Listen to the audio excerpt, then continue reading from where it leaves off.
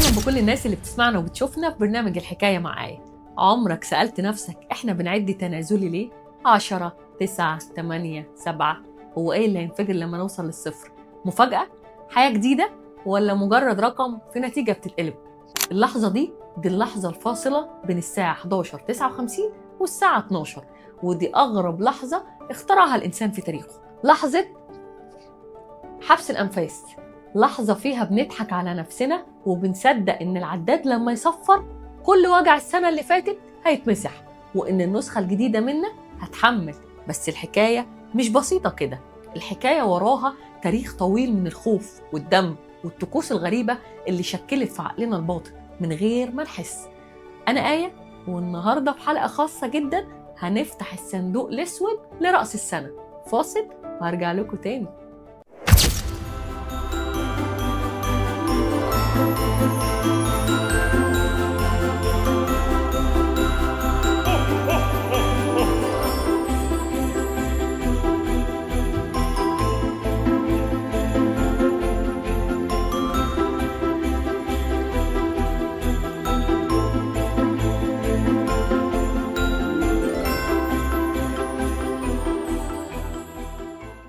زمان قبل ما يبقى فيه يناير وديسمبر، الإنسان الأول ما كانش بيحتفل.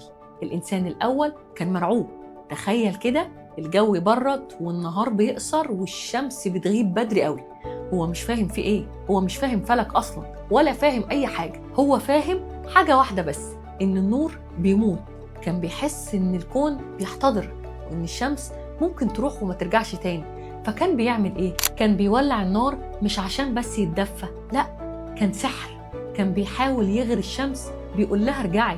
كان بيقدم قرابين، كان بيرقص رقصات هستيرية عشان يطرد شياطين الظلام. في أول رأس سنة في التاريخ ما كانتش حفلة، كانت صرخة نجاة. كانت اللحظة اللي النهار بدأ يطول دقيقة واحدة زيادة. ساعتها بس الإنسان اتنفس وقال أنا لسه عايش والكون لسه كريم. فأصل الاحتفال هو النجاة من النهاية، مش مجرد بداية. نكبر شوية ونروح لأجدادنا الفراعنة، سادة الزمن. المصري القديم كان عبقري، قسم السنة 360 يوم، بس فضل معاه 5 أيام زيادة في الآخر. عارف سماهم إيه؟ سماهم الأيام المنسية أو أيام النسيء. كان بيعتقد إن دي أيام خطرة جدا، أيام اتولدت فيها الآلهة، أيام ممكن التوازن الكوني يختل فيها. فكانوا بيقضوا الأيام دي في طقوس دينية مكثفة، تعويذ، حماية، عشان لما تيجي رأس السنة اللي هي بتبدأ بظهور نجمة جديدة وظهور الفيضان، الإنسان بيتطهر ومستعد يستقبل العدل. الرسالة هنا كانت مرعبة وجميلة في نفس الوقت. علشان تبدأ صح لازم تمر بأيام الخوف والقلق وتواجهها، مش تهرب منها. الفيضان مش هيجي يروي أرضك غير لما تكون نظفت مجرى النهر من الطمي القديم. نروح بقى لبابل العراق، وهنا الحكاية فيها تفصيلة كده بتوقف شعر الراس. في احتفال أكيتو لرأس السنة عندهم كان في طقس غريب بيحصل في اليوم الخامس. الملك أو حاكم الإمبراطورية ده بيدخل المعبد لوحده، كبير الكهنة بيستقبله وبيجرده من كل حاجة، سلاحه، ياخد تاجه، ياخد سلجانه.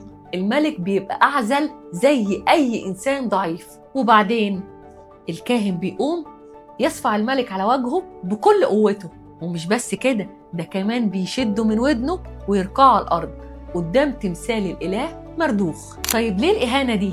عشان يفكروه إن أنت مش إله، أنت بشر، أنت خادم للناس، أنت موجود هنا عشان تحكم بس تخدم الناس. لو الملك عينه دمعت من الضربة الشعب يهلل ويفرح، ودي علامة خير إن قلب الملك لسه حي وبيحس.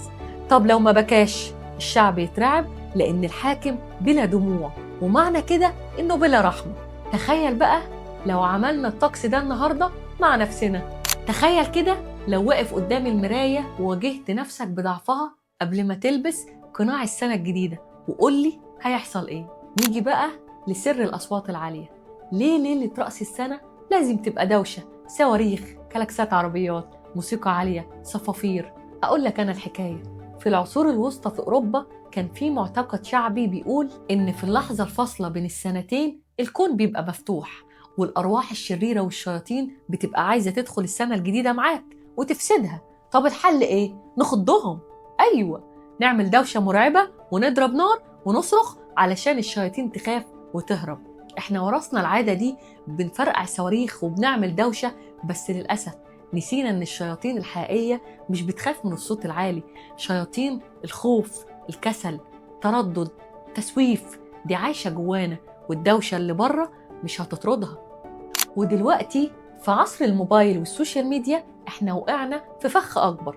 علماء النفس اكتشفوا ظاهرة اسمها متلازمة الأمل الكاذب. يعني إيه؟ عارف انت الشعور اللذيذ اللي بتحسه وانت جايب حاجة جديدة، بتشتري بلانر أو انت بتشترك في الجيم يوم 1 يناير؟ مخك في اللحظة دي بيفرز هرمون اسمه هرمون السعادة، الدوبامين، كأنك حققت الهدف خلاص رغم انك لسه ما عملتيش حاجة. مخك بيخدعك، بيديك المفاجأة قبل ما تشتغلي. علشان كده بحلول يوم 19 يناير أو اليوم العالمي اللي هو الكواتر ستي، الحماس بيختفي، ولأننا قدمنا لحظة البداية بس ما استعدناش لملل الاستمرار. احنا بنحب الفرحة اللي في الطلعة الأولى، بس ما بنحبش وجع الرجلين في نص الطريق. التاريخ بيقول لنا وعلم النفس بيأكد لنا إن السنة الجديدة مكان مش زمان، في مكان جواك بتوصل له لما تقرر تبطل تهرب.